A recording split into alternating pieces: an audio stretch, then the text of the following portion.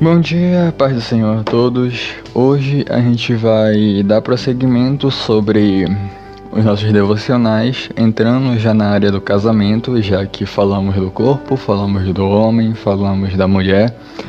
Agora vamos falar da união estável entre eles. A gente vai dar embasamento nisso, né? Fazendo menção do que Marcos diz a respeito do casamento. Referência é essa que a gente acha lá no capítulo 10, no versículo 9, que diz: portanto, o que Deus ajuntou, o homem não separe. O casamento ele é uma bênção planejada por Deus para o homem e para a mulher. E a grande prova disso é que toda vez que o casamento é efetuado de maneira coerente e correta, a tendência é ambos serem felizes e estáveis. Isso significa que eles vão viver uma vida de mil maravilhas?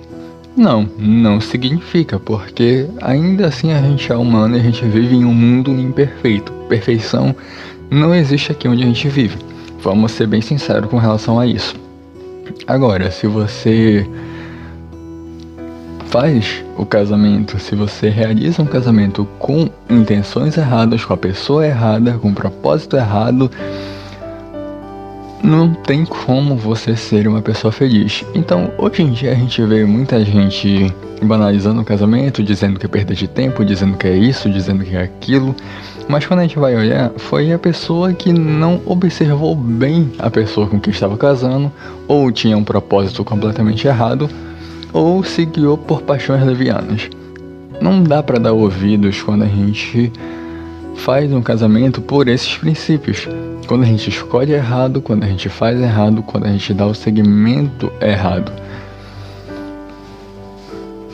A forma mais correta de se realizar um casamento é você conhecer a pessoa com quem você está se casando, saber se você vai conseguir conviver com ela, sendo com todos os defeitos, com todos os erros e com todas as qualidades e acertos dessa pessoa. E também, seguindo por essa mesma lógica, vocês precisam se casar em julgo igual. Porque o julgo desigual é mais um motivo errado pelo qual se casar.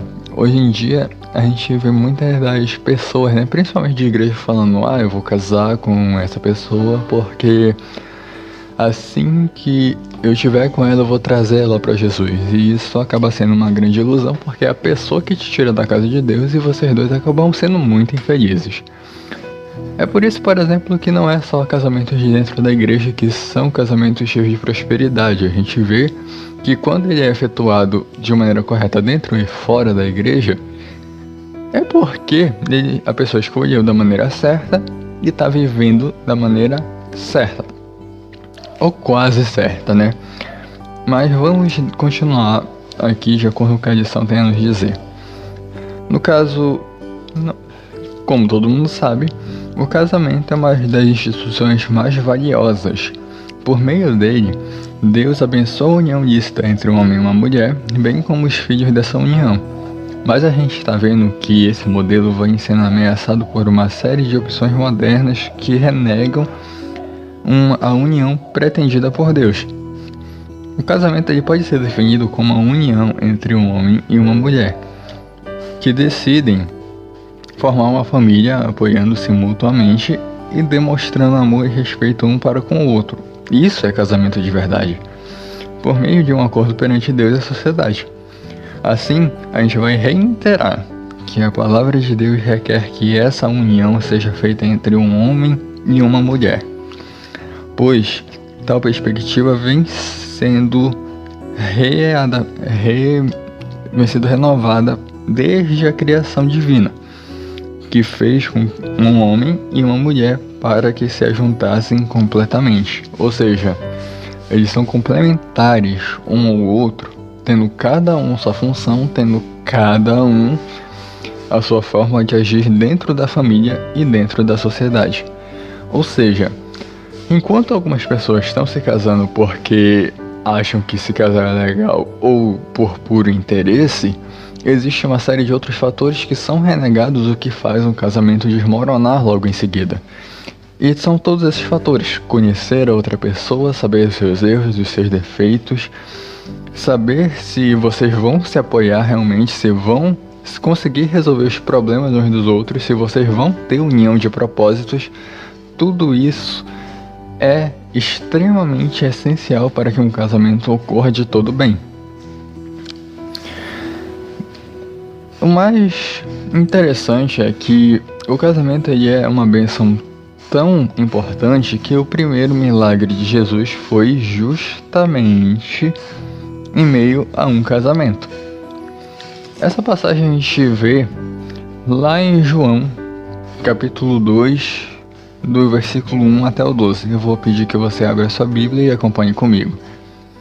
E ao terceiro dia fizeram-se umas bodas em Caná da Galileia. Bodas são festas de casamento, para quem não sabe.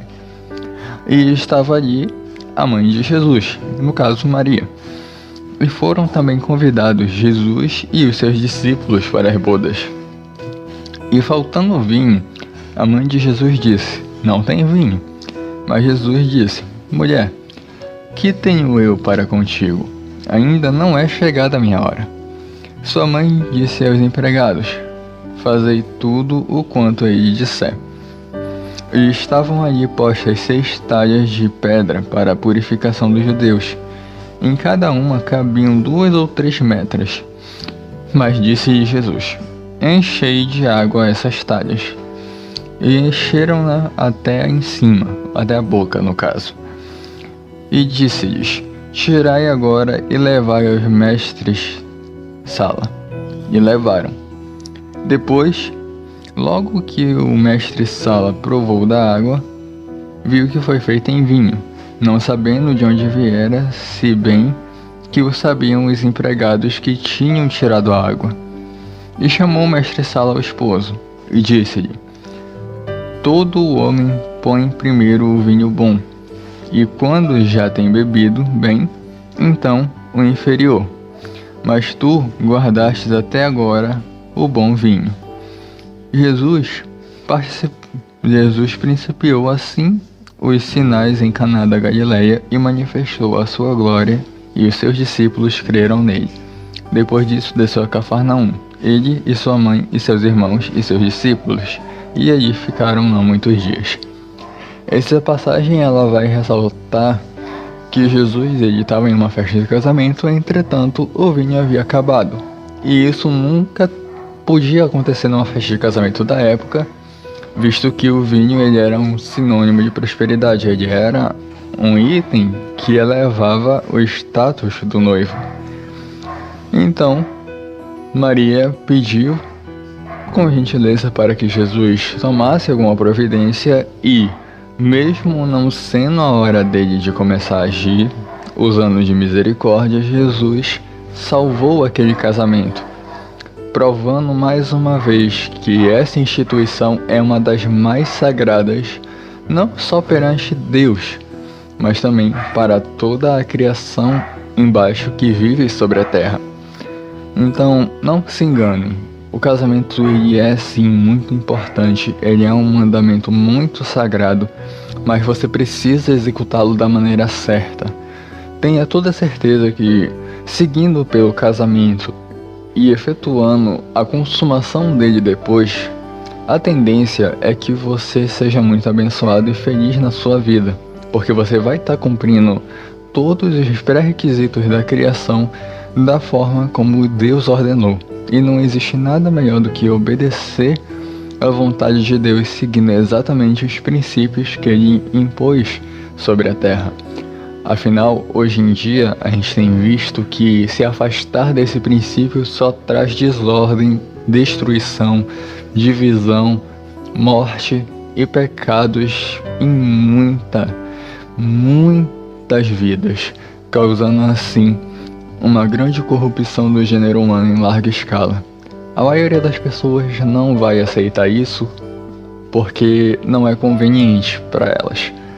Mas você que entende o quão grave é essa situação e o quanto o respeito pela sacralidade é essencial para a vida aqui na Terra, então você vai conseguir achar uma forma de seguir exatamente os padrões de Deus. Então, que nós venhamos aprender com essa lição com o devocional que vai ser retratado ao longo dessa semana. E que Deus venha abençoar nossas vidas. A paz do Senhor a todos.